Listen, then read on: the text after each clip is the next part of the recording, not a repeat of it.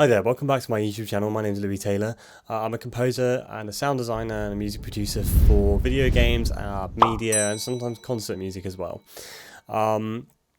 Today I wanted to show you a little video, a breakdown of a track that I've been working on recently for a new game that I'm working on, which is in development. It's called Different Worlds First Resolve, and you can find it in a Discord server which they've created for a new community, which I'll put in the description below. And it's a really cool project that I've been brought onto as the composer and sound designer for. So we're a small indie studio at the moment. But it's a really cool game, and there's going to be probably 3 or 4 hours of music, so there's a lot to do, and this is one of the tracks that we're going to be working on. It's not necessarily in its final state because the game is very much still in development, but it's in a state that I'm happy to share at the moment, and whilst I can't really tell you much about the game, I can show you the track and my thought process behind it. And if you join the Discord server, which again I'll link below in the description, you can find out a lot more about the game, and there'll be regular little leaks and pictures and occasionally music tracks and things like that, updates about the game, and you can kind of get in touch with us and ask us questions and all that kind of stuff. And hopefully at some point we'll release a demo or something like that you can play. So let's just jump straight into the track and we can talk more about everything. So what I'll do first, I'm actually using Ableton Live for this whole project pretty much, with a few little exceptions, mainly because there was a composer working on the game before me who unfortunately had to leave the project. He started working within Ableton, and I kind of just carried on that trend because it was convenient. And actually, although I'd used Ableton a lot in the past, but I hadn't used it in a while because I was more of a Logic user, as anyone who watches my channel knows. I ended up really loving it for specifically this kind of stuff because, as you'll hear soon, it's a very electronic synth-based soundtrack. The game is set in the 80s, and it's got a very 80s vibe to some of the music, but also the synths in general being used. It's kind of a modern approach in many ways as well, but you'll hear what's going on in a moment. I think this is quite a good summary of some of the music in the game. So I'll play the track for you, and then we can discuss it. So yeah, I hope you enjoy.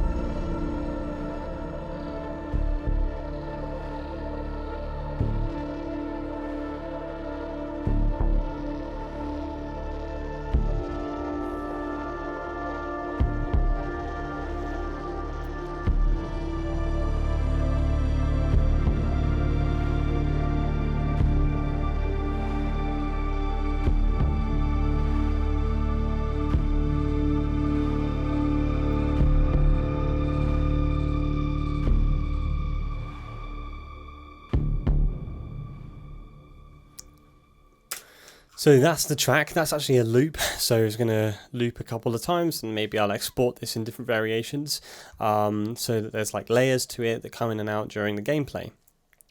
But it can also be listened to as a standalone track, whatever really. But there's actually more to what's going on here than probably meets the eye, I expect, so it'll be cool to tell you more about this. So this is my template for the game. It's pretty simple actually compared to a lot of templates that I've got, and as you've probably seen. In this track, not a huge amount of the stuff that I've got available is being used because you don't really want to use it all most of the time. but it's all there available for me at the moment, and I can always add more or remove more, whatever I want. But essentially, I've got a bunch of synthesizer tracks that are using different plugins, Diva, Spire. These are really nice synths. I'll show you the UI of Spire. It's so nice. Lots of controls, different envelopes, LFOs, things like that. And so many really, really good presets. I mean, all of these are just pads, and you can edit them obviously and make your own too, and save them and add favorites. It's great UI. Similar sort of situation with Diva, very different look. This is only one of the synthesizer kind of presets. Like, there's actually a bunch of different synth kind of templates you can use that emulate different synthesizers from the 80s or from modern times, whatever.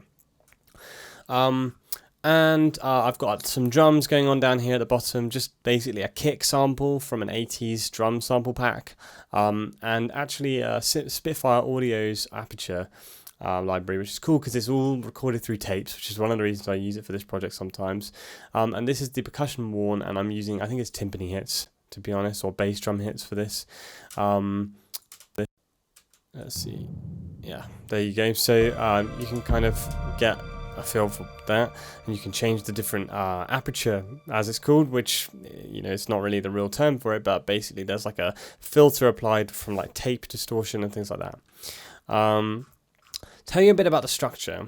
I came up with this kind of little idea that repeats a couple of times during the loop, which is meant to make the listener feel a little bit investigative, mysterious, but also like something's not quite right. I won't give you too much information on the story of what's going on, but the main character has gone through some pretty significantly intense events recently, and he's kind of just come to in this environment. He just finds himself in this environment. Everything's a little bit calmer, but there's some really, really, really awful and dark stuff happening around him, and he's investigating the situation, the scene, basically, which is really interesting. You're not in here for very long, but it's significant, and it leads to something even more significant. But basically, it starts off quite light. There's only a couple of things happening, and then you have this fragment here, which is actually a fragment of the main character's theme, which I'll just play you on its own isolated.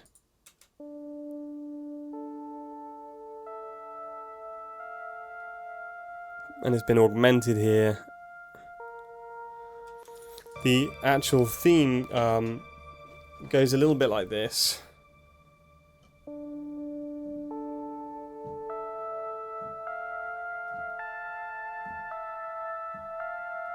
That's the first part of it, so you can kind of see where that's coming from in its basic form.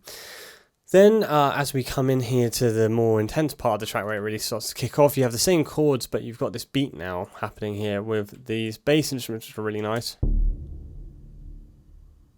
And then I also added these kicks and this bass drum, which is cool, and adds quite a lot of impact. And then as that develops, and you've got this kind of warping pad here, which is really nice. This is a Diva preset that I'm using called Planet Uranus. And I've got a bunch of different effects on here, as you can see, tape malfunction, a couple of different things here, just to make it sound a bit wild and a bit unpredictable, but to hold some constant too, some tension. Then we have this interesting little middle section here, which is a little bit more melodic, a little bit more interesting, you could say. This bass line here that you've got, actually that's not the best one to click on here. This one. These notes here, which I'll just play you.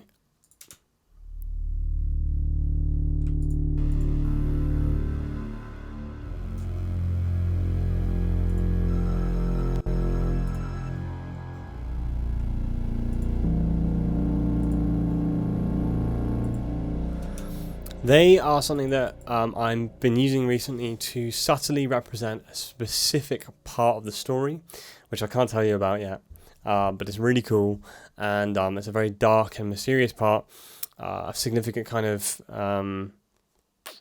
institution, you might say, or character even, but in any case, I've combined it with some different elements here, and this is something that's probably worth going a little bit deeper on. So we've got these nice bass notes here, which actually represent eventually a B flat major chord, which is obviously sounding quite major, but in this context, it starts on the D, and it sounds quite dark actually, and rich too. So we've got this interesting part here where I've actually made use of my modular synthesizer, which I'll show you in a second. But we've got the bass on the modular synthesizer here. So there's a little bit of modulation happening to this. And I'm using 4 different oscillators to get this cool tone with some distortion as well. And then when you add in some chords as well. Actually, I think this might just be... This is just another bass. An octave up. But then we have this cool repeated figure, which we hear at different points in the game representing the thing I'm telling you, basically. This is also done on my synthesizer. Distortion. What's happening is I'm actually using a module called Hermod, sorry, which is cycling through all the different modules. So as I'm pressing a key, it's not just pressing all of them at once, cycling through each different oscillator to give it slightly different tones for each single note. And this is a sequence of 6 in a 4/4 measure. So you end up with a little bit of an off cycle happening, hemiola you might say, which is where you've got like a kind of not so much a cross rhythm, but you've got 6 notes happening in the space of what feels like one phrase is happening in more than a bar, so it kind of loops in an unusual pattern basically. That in itself is kind of creepy. Then you have the additional oscillator cycle happening, and the notes themselves are kind of creepy. So that sounds like this. And then I bring in beads, which kind of cycles through these grains and reverses them and puts them into reverb, and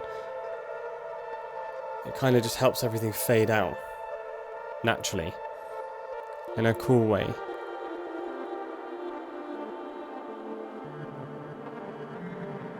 Which is really nice, and it sounds a bit crazy there, but in the mix of the stuff, it kind of just fades down. So just the modular synthesizer on its own, this is what it sounds like. You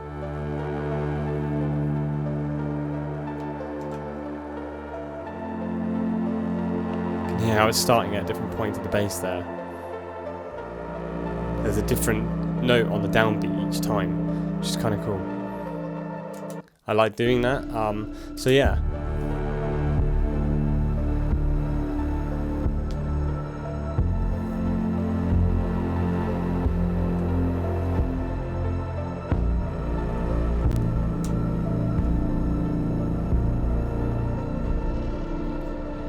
A little bit of a distorted synthesizer on this one here, which is really nice.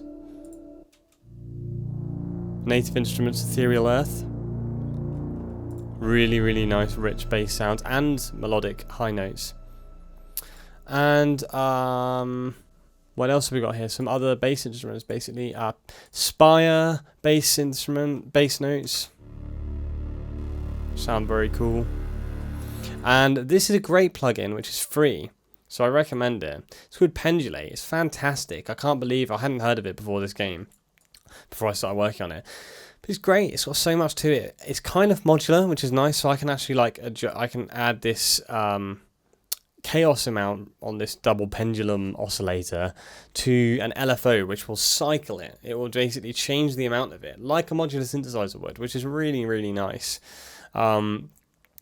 And it's got loads of these nice classic synthesizer parameters that you can change, and a bunch of really nice presets. Literally loads, actually. Especially good for bass, and I use it all the time. And it's got a really nice built-in LFO, which just works perfectly well. A really nice low-pass gate filter that's based on poles, so it's kind of a little bit like a Moog, which is really nice. Yeah, So that's really cool. That sounds like this. It's a lot more subby on this instance, but you can get really, really cool tones out of this synthesizer. Just to put it into contrast, this is a random other one that I just haven't changed.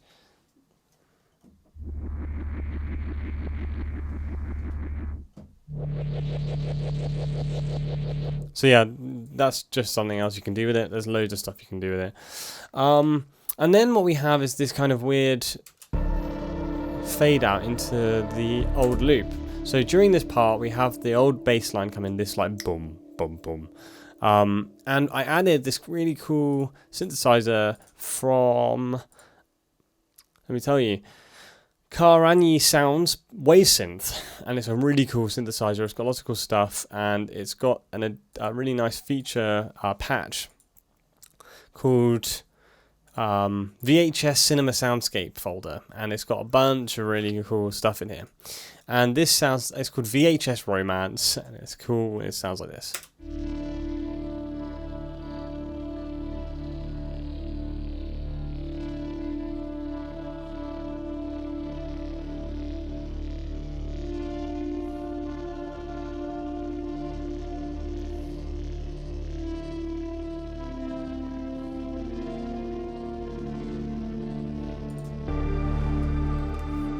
So yeah, that's basically the track. I've got a couple of other elements here.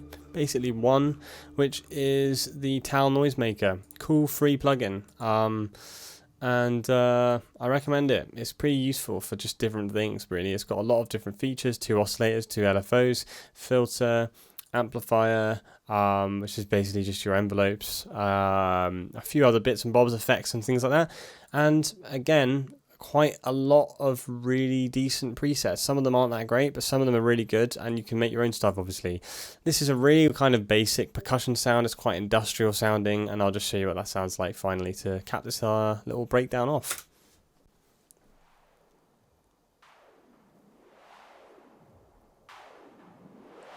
It's kind of just a filter sweep happening.